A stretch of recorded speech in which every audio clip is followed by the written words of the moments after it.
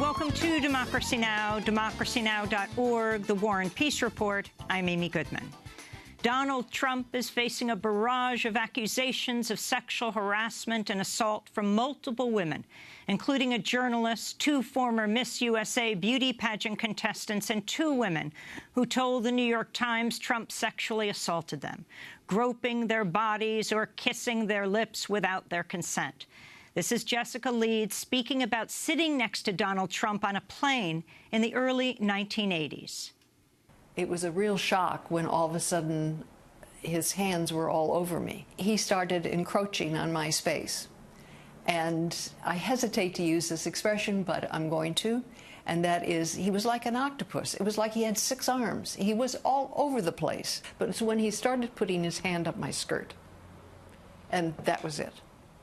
That was it. I was out of there. The other woman who spoke to the New York Times, Rachel Crooks, says she ran into Donald Trump outside an elevator at the Trump Tower in 2005. She says after the 2 shook hands, he kissed her cheeks multiple times, then kissed her on the mouth. She said, quote, "I was so upset that he thought I was so insignificant that he could do that," unquote.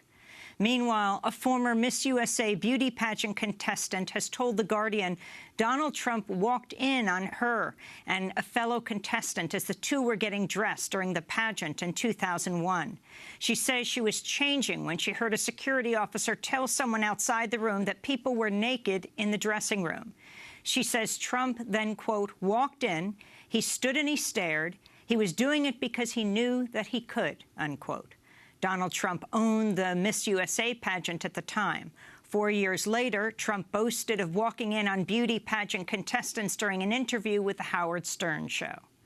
I'll tell you the funniest is that I'll go backstage before a show. Yes. And everyone's getting dressed and ready and everything else. And, no men are anywhere. And I'm allowed to go in because I'm the owner of the pageant, and therefore I'm inspecting it. I'm inspecting. I want to make sure that like everything is good. You're there. Yeah, the dress. Is everyone okay? They're standing there with no clothes. Is everybody okay? And you see these incredible-looking women. And so I sort of get away with things like that. At least 2 other women have also come forward to accuse Donald Trump of sexual assault following the release of the 2005 video in which Trump boasts about sexually assaulting women. Mindy McGillivray told the Florida newspaper, the Palm Beach Post, that Trump groped her while she was at Trump's Mar-a-Lago club 13 years ago. People magazine reporter Natasha Stoynoff also says Trump sexually assaulted her at the Mar-a-Lago in 2005 when she was interviewing him and Melania for a story about their first anniversary. Stoynoff writes Trump was giving her a tour of the estate when, quote, "Trump shut the door behind us. I turned around, and within seconds he was pushing me against the wall and forcing his tongue down my throat," unquote. She writes he also said, quote, "You know we're going to have an affair, don't you?" unquote. This all comes as a video from a 1992 Entertainment Tonight Christmas special has surfaced of Trump making lewd comments about a 10-year-old girl. Thursday night. You're going up the escalator? I'm going to be dating her in 10 years. Can you believe it? On Tuesday, dozens of women rallied in New York City to protest Trump's history of sexual assault. Misogynistic, self-serving billionaire to have power to rule over our bodies, to make decisions that will have dangerous consequences for our lives and our communities, whose hate speech will continue to stoke violence against us, against women of all colors, and against my Muslim, black, and brown brothers and sisters. It's Trump versus all of us. Unendorsed Donald Trump. In a rare move in the financial world, Wells Fargo CEO John Stumpf has abruptly resigned amidst a massive scandal over the creation of 2 million fake accounts, which employees opened in order to meet grueling sales targets. The resignation comes only 1 day after the New York Times reported former Wells Fargo employees had blown the whistle on the scandal internally as early as 2005. Massachusetts Senator Elizabeth Warren has called for Stumpf to not only resign, but be criminally investigated. You should resign. You should give back the money that you took while this scam was going on, and you should be criminally investigated by both the Department of Justice and the Securities and Exchange Commission. In Yemen, A U.S. warship fired missiles into Houthi-controlled territory Thursday, marking a major escalation of the U.S. military involvement in the ongoing war in Yemen. The Pentagon says the missile strikes were approved by President Obama. They were targeting radar installations the Pentagon claims have been used by the Houthis in recent days to fire on a different U.S. warship, also stationed off the coast. The U.S. has already been backing the Saudi-led coalition bombing campaign against the Houthi rebels in Yemen for over a year, despite reports of civilian deaths, including the deaths of more than 140 mourners at a funeral in Yemen's capital, Sana'a, over the weekend. On Tuesday, State Department spokesperson John Kirby struggled to answer questions by Associated Press's Matt Lee over how the U.S.-backed Saudi-led coalition airstrikes in Yemen are different from those carried out by the Syrian and Russian governments in Aleppo. Over the weekend, you saw there was this airstrike on a funeral by the Saudi-led coalition. And I'm just wondering, does the administration see any difference between this kind of thing and what you accuse the Russians and the Syrians and the Iranians of doing in Syria, particularly Aleppo? Well, yeah, I think there are. Other than support the Saudi coalition and don't support the Syrians and Russians? What are the other differences? Well, look, there's a couple things, Matt.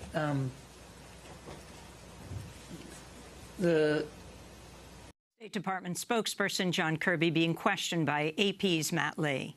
In Syria, the rescue organization, the Civil Defense, known as the White Helmets, reports at least 25 people were killed Wednesday amidst heavy airstrikes in eastern Aleppo.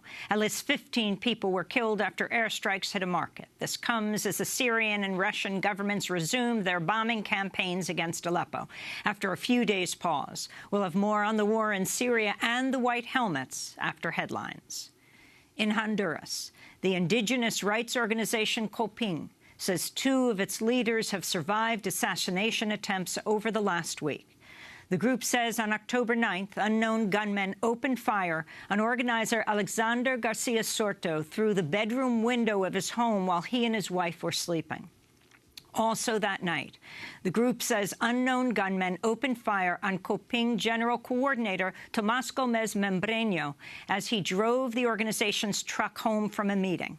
Gómez's predecessor was Berta Cáceres, the internationally known environmental activist who was murdered in March. In Cleveland, 32-year-old transgender woman Brandy Bledsoe has been found dead with a plastic bag around her head and reports of head trauma. If her death is ruled a homicide, Bledsoe will be at least the 23rd transgender person murdered this year. 2016 is already considered the deadliest year for transgender people in the United States. In Portland, police deployed pepper spray against Black Lives Matter activists Wednesday amidst protests at City Hall during a vote over a controversial new police contract, which activists say gives police officers too much power during investigations over police brutality. At least 10 people were arrested as the activists repeatedly disrupted the vote and shut down streets around City Hall. An earlier version of the contract would have allowed police officers to review body camera footage before writing reports on all incidents, except involving fatal shootings. The City Council voted to approve the contract 3-1. The winner of the Nobel Prize in Literature this year is Bob Dylan. In an announcement this morning, the Nobel Committee praised Dylan, quote, for having created new poetic expressions within the great American song tradition. In Iowa, water protectors have again temporarily shut down construction of the $3.8 billion Dakota Access Pipeline after Krisanna Mara locked herself to an excavator at a work site in Keokuk. The group, Mississippi Stand, says a reporter was also arrested while covering the lockdown. The proposed Dakota Access Pipeline would carry fracked oil from the Bakken oil fields of North Dakota to South Dakota to Iowa to Illinois. And an update on our coverage of the Dakota Access Pipeline and the resistance to it. Democracy Now! Will be heading back to North Dakota to continue our coverage of the standoff at Standing Rock. As has been reported here and elsewhere, as a result of Democracy Now!'s reporting over the Labor Day weekend last month, I was charged by the state of North Dakota with criminal trespass. A warrant was issued for my arrest on September 8th, 5 days after we released video of the Dakota Access Pipeline Company's security guards physically assaulting nonviolent, mostly Native American land protectors, pepper spraying them, and unleashing attack dogs, one of which was shown with blood dripping from its nose and mouth. These people were threatening all of us with these dogs. And that woman over there, she was charging them and it bit somebody right in the face. The dog has blood in its nose and its mouth. And she's still standing here threatening. Why are you letting her dog go after the protesters? It's covered in blood. I will be turning myself in to authorities at the Morton County Jail, North Dakota, on Monday morning, 8 o'clock North Dakota time, and intend to vigorously fight the charge, as I see it, as a direct attack on the First Amendment, freedom of the press, and the public's right to know. You can get more information at democracynow.org. And those are some of the headlines. This is Democracy Now!, democracynow.org, the War and Peace Report. I'm Amy Goodman. And I'm Nermeen Sheikh. Welcome to our listeners and viewers around the country and around the world.